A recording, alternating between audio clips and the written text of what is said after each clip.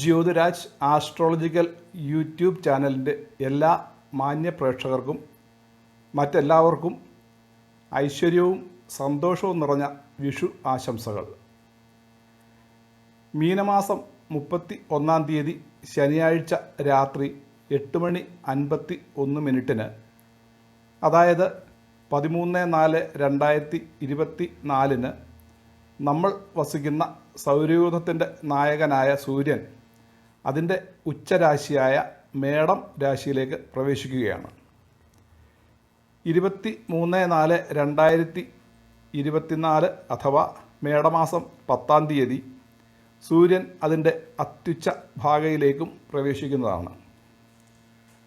വരുന്ന ഒരു വർഷത്തേക്കുള്ള 27 നക്ഷത്രക്കാരുടെയും വിഷുഫലങ്ങളും സംവത്സരാദി ഫലങ്ങളും അടങ്ങിയ വീഡിയോ നേരത്തെ തന്നെ യൂട്യൂബിൽ അപ്ലോഡ് ചെയ്തിട്ടുണ്ട്. ഇന്നത്തെ വീഡിയോയിൽ പറയാൻ പോകുന്നത് സൂര്യൻ്റെ ഈ രാശി പരിവർത്തനം മൂലം ഉണ്ടാകുവാൻ പോകുന്ന ദ്വിഗ്രഹ യോഗഫലത്തെക്കുറിച്ചും ചില നക്ഷത്രക്കാർക്ക് സൂര്യൻ്റെ ഈ രാശി സംക്രമണം മൂലം ഉണ്ടാകാവുന്ന ശുഭപ്രദമായ മാസഫലത്തെക്കുറിച്ചുമാണ്. സൂര്യൻ 13/4/2024 മേടം രാശിയിൽ പ്രവേശിക്കുമ്പോൾ ആ രാശിയിൽ ആദ്യമേ തന്നെ നിലകൊള്ളുന്ന വ്യാഴവുമായിട്ടാണ് യോഗം ചെയ്യാൻ പോകുന്നത്. സൂര്യനും വ്യാഴവും പരസ്പരം ബന്ധുഗ്രഹങ്ങളാകയാൽ ഈ ദ്വിഗ്രഹ യോഗം കൂടുതൽ ഗുണഫലം നൽകുന്നതാണ്.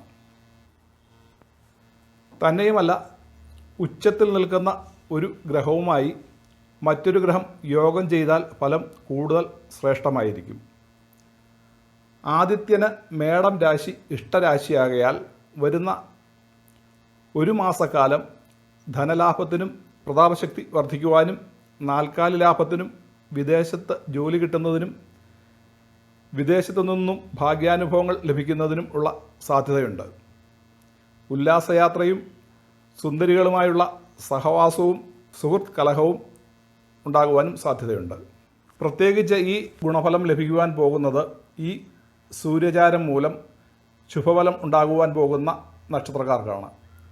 അവ ഏതൊക്കെയാണെന്ന് പിന്നീട് പറയാം. ഇപ്പോൾ ദ്വിഗ്രഹയോഗം മൂലമുണ്ടാകാവുന്ന പൊതുവായ ഫലങ്ങൾ എന്തൊക്കെയാണെന്ന് നോക്കാം.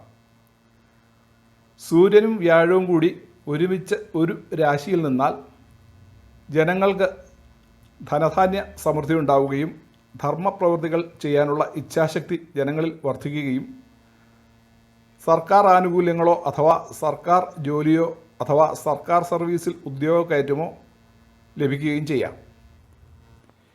ഈ ദ്വിഗ്രഹയോഗം 1/5/2024 വ്യാഴം മേടൻ രാശിയിൽ നിന്നും ഇടവൻ രാശിയിലേക്ക് രാശി പരിവർത്തനം നടത്തുന്നതുവരെ മാത്രമേ ഉണ്ടാവുകയുള്ളൂ.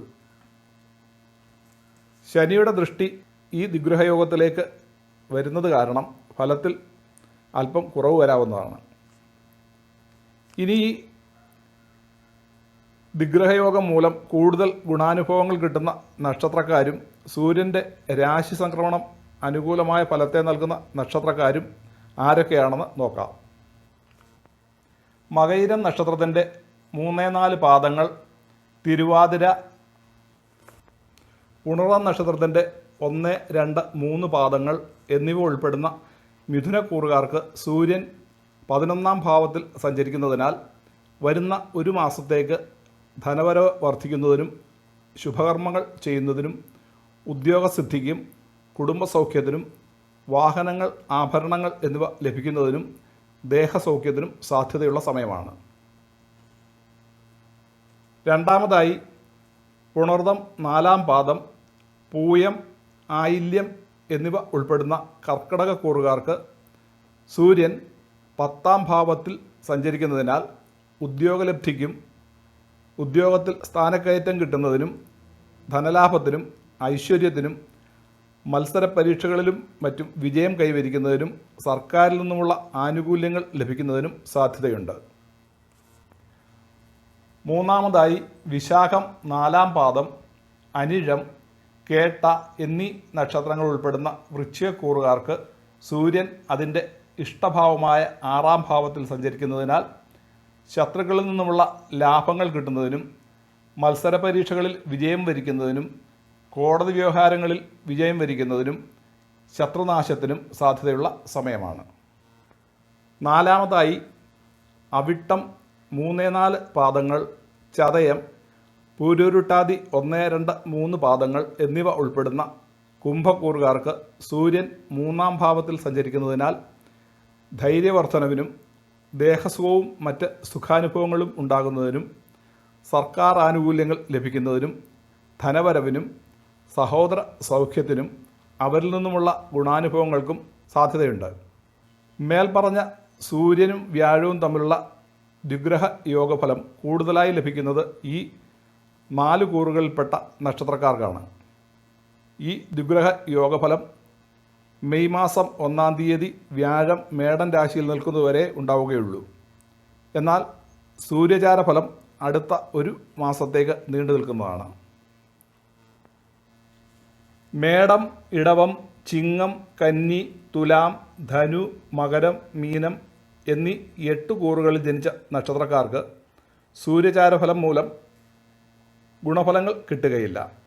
എന്നാൽ ദ്വിഗ്രഹ യോഗഫലം മൂലം ഇവർക്കും കുറേയൊക്കെ നല്ല ഫലങ്ങൾ അനുഭവത്തിൽ വരാവുന്നതാണ്.